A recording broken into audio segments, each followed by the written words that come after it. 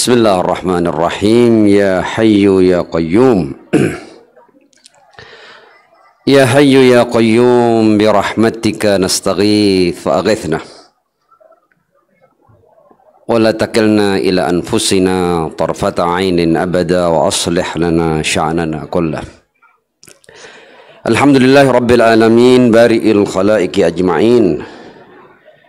Wassalatu wassalamu ala ashrafi wa afdali anbiya'ihi wa rusulih habibihi wa najibihi wa safiyihi wa khiratihi ala khalqih al-mahmudil ahmad al-abdil muayyad al-mustafa al-amjad abil qasimil mustafa Muhammad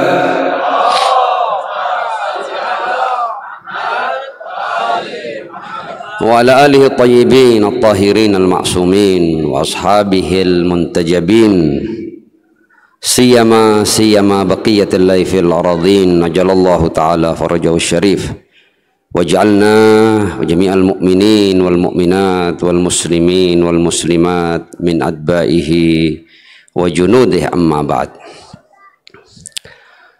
Assalamu alayka ya Rasulullah. Assalamu alayka ya Habibullah. Assalamu alayka ya khaira khalqillah. Assalamu alayka ya sayyidal anbiya'i wal mursalin wa rahmatullahi wa barakatuh. Pada kesempatan kali ini sekali lagi dalam waktu yang tidak lebih dari seperti umumnya ceramah-ceramah dalam sebuah majelis, saya ingin menyampaikan khususnya kepada anak-anak muda.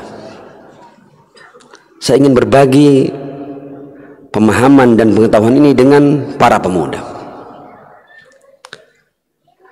agar ikatan kita dengan Allah Subhanahu wa Ta'ala, ikatan kita dengan Ar-Rasul Sallallahu Alaihi Wasallam adalah ikatan yang kita lakukan dengan kesadaran penuh, bukan karena kultur, bukan karena lingkungan, bukan karena tidak enak, tapi kita ingin membangun hubungan kita dengan Allah, hubungan yang penuh dengan kesadaran. Dan ini diajarkan oleh Ar-Rasul dan para imam suci Ahlul Bait alaihimussalam.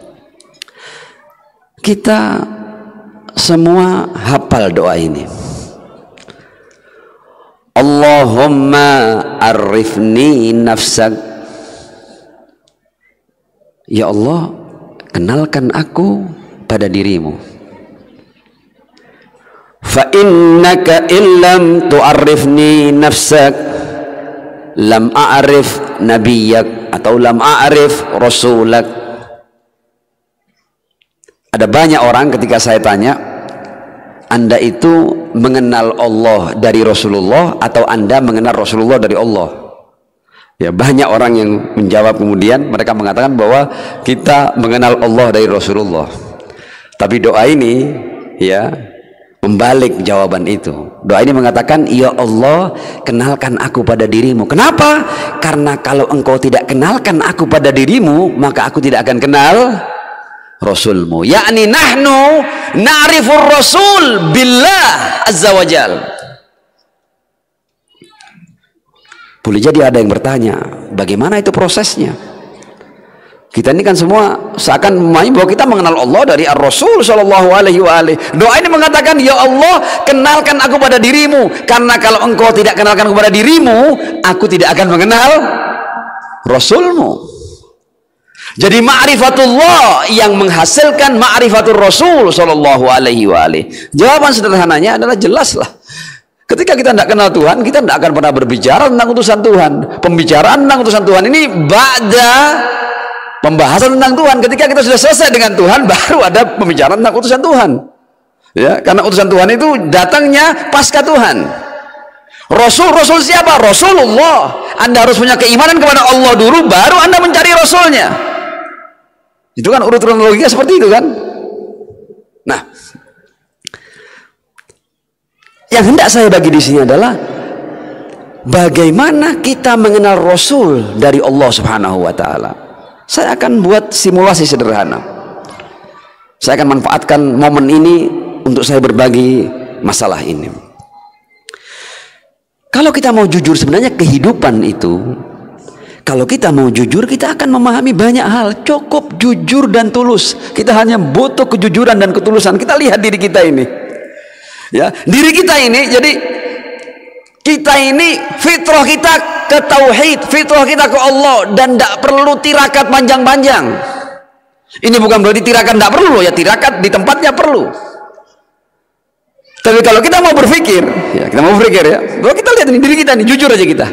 Dalam diri kita ini, dari mulai ujung rambut di kepala ini sampai ujung kuku kaki ini, apa yang benar-benar milik Anda? Apa dalam wujud Anda yang bukan gift, yang bukan anugerah, yang bukan pemberian? Apa sudah? Jujur sudah. Nggak usah lihat di luar apalagi itu jauh dari kita. Diri kita ini, keseluruhan diri kita, zahir dan batin kita ini. Kalau kita mau bertanya, apa yang benar-benar milik Anda? Apa yang benar-benar milik kita? Ada? Jawaban sederhananya adalah seluruhnya anugerah, seluruhnya gift, seluruhnya pemberian. Berarti kalau kita mau jujur, kita tidak memiliki apa-apa. Jangankan mata, jangankan telinga, jangankan rambut, jangankan jantung, jangankan akal, jangankan ruh dan lain sebagainya. Bahkan satu sel dalam rambut ini kita tidak punya sumbangsi apa-apa. Kita terima matang. Jadi kalau kita mau jujur, keseluruhan wujud kita adalah gift, adalah anugerah. Berarti siapa pemiliknya? Pasti pemiliknya bukan kita. Kita diberi kok. Sahih. Pemiliknya pasti bukan kita. Ini bukan pelajaran yang tinggi loh. Ini pelajaran yang hanya kita butuh menyadari siapa diri kita. Dan kebanyakan orang itu bukan tidak ngerti. Kebanyakan orang itu al-ghafilun. Mereka lupa, lalai dengan dirinya. Bahkan tidak kenal dirinya. Karena itu dalam riwayat dikatakan man arafa nafsah faqad arafa rabbah. Orang kalau kenal dirinya pasti dia akan kenal Tuhannya. Kalau kita secara jujur membaca diri kita, ternyata satu pun dalam wujud kita ini, baik yang zahir maupun yang batin, bukan milik kita. Semuanya anugerah, semuanya pemberian. Berarti untuk diri kita ini ya, kalau mau menggunakan sesuatu yang bukan milik kita, kita akan dikatakan syarik. Kalau ada orang yang tiba-tiba datang ke rumah kita dan kemudian dia masuk ke kamar kita, tidur di sana, makan makanan kita, bawa mobil kita, kita katakan, bahwa ini bukan milik Anda, kok Anda pakai?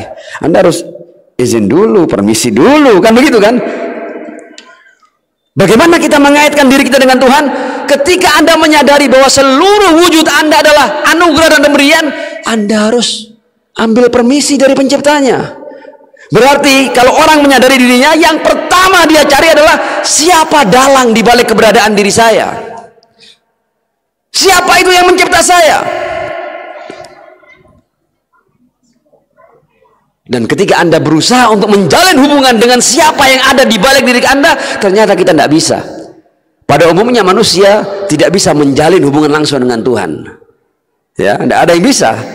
Dan karena itu kemudian muncul konsep kerasulan, konsep bi'tsah sebagai orang-orang yang diutus oleh Allah untuk menjadi penyambung umat manusia dengan penciptanya, dengan Tuhannya.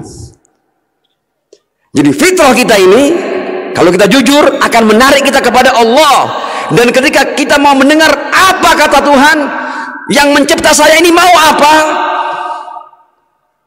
dan kita tidak bisa melakukannya sendirian, maka kita mencari siapa orang yang bisa menghubungkan saya dengan Tuhan. Dan karena itu kemudian muncul konsep kerasulan, konsep kemadian, konsep kenabian. Dan karena itu kemudian Allah mengutus para nabinya, para rasulnya. Allahumma arifni nafsak fa innaka illam tu'arifni nafsak lam a'rif rasulak. Nah, ketika kita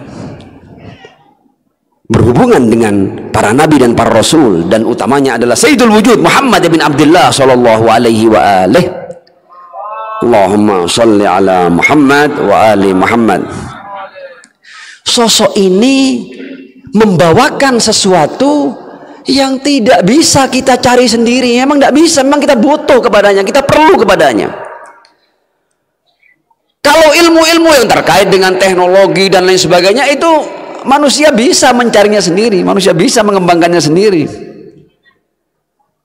dengan eksperimen, ya, dengan penelitian, dengan kajian dan lain sebagainya, ya, mereka mampu untuk sampai pada berbagai macam teknologi dan pengetahuan, bisa itu, bahkan tidak perlu agama itu. Tapi ada ilmu-ilmu, ini yang ingin saya bagi di sini. Ada ilmu-ilmu yang kita bergantung penuh dengan orang yang punya jalur komunikasi dengan Allah Subhanahu wa ta'ala. Karena itu saya membaginya bahwa ilmu itu ada dua. Ada ilmu yang bersifat primer, ada ilmu yang nomor 2, sekunder, nomor 3, nomor 4, levelnya di bawah. Tapi ada ilmu yang namanya ilmu primer. Ilmu primer ini sama dengan kebutuhan primer. Kebutuhan primer itu seperti sandang, pangan, papan. Kalau ini tidak ada, kita tidak bisa hidup. Sama juga, ilmu primer ini kalau kita tidak memilikinya, maka kita gagal sebagai manusia, kita gagal sebagai keberadaan. Apa itu ilmu primer? Kita mengambil dari apa yang disampaikan oleh Ahlul Bait alaihimussalam, yang ilmu mereka ambil dari Ar-Rasul sallallahu alaihi wa alihi.